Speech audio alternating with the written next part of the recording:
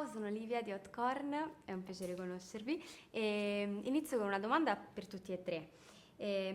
Finora i vostri film hanno incassato al cinema oltre 13 milioni di euro. Vi aspettavate questo successo quando avete iniziato, insomma, ormai un po' di tempo fa?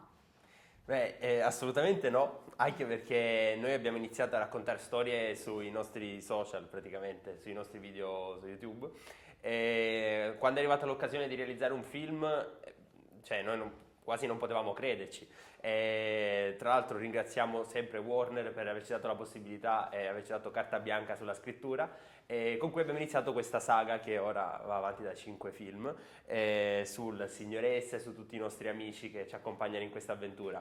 E in quest'ultimo capitolo andiamo fino in Transilvania perché abbiamo voluto realizzare il nostro primo film di Halloween. È davvero incredibile immaginarsi tutte queste persone che vanno al cinema, perché a volte si parla di incassi e non si nota che comunque dietro questo numero c'è un numero di persone immenso ed è qualcosa di indescrivibile. Diciamo che noi dal primo film quello che abbiamo fatto è metterci tutto l'impegno che potevamo. Io sempre, quando ogni volta parliamo con loro due, gli dico sempre se potevamo farlo meglio l'avremmo fatto, perché ci abbiamo messo tutto l'impegno che potevamo mettere. E com'è nato questo film di Halloween, quest'ultimo film? In realtà noi qualche anno fa abbiamo realizzato dei video per il nostro canale dove siamo andati realmente in Transilvania e quei video sono diventati i video più visti della nostra storia.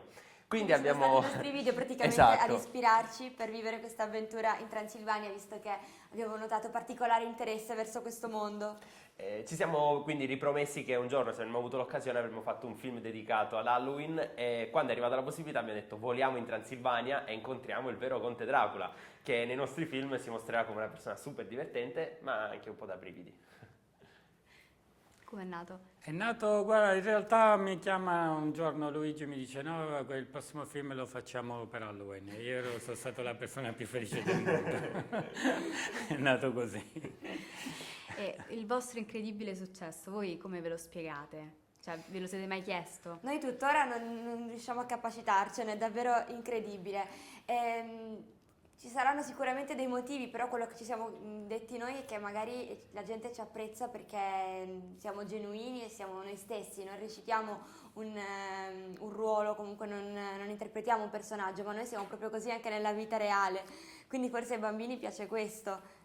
La semplicità. Sì, riescono magari, percepiscono la nostra normalità, ecco, dai video, anche dai film, poter vedere appunto come realmente all'interno di quel contesto, la Transilvania, non c'è il personaggio di Luigi e Sofia, ma c'è Luigi e Sofia realmente che vivono quelle avventure.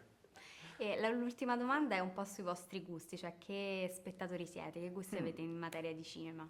Beh, allora, io e lui sicuramente opposti, infatti con i nostri film cerchiamo di coniugare entrambi. Praticamente a me piacciono più le commedie romantiche, mentre a lui film di fantascienza, avventura. Il mondo fantasy, e quindi sì, poi questo connubio fa i nostri film sì sono che... l'unione di tutti dei nostri gusti. Io cerco di guardare un po' tutto a 360 gradi, per Onnivoro. vedere un po' dove va il mondo. Grazie.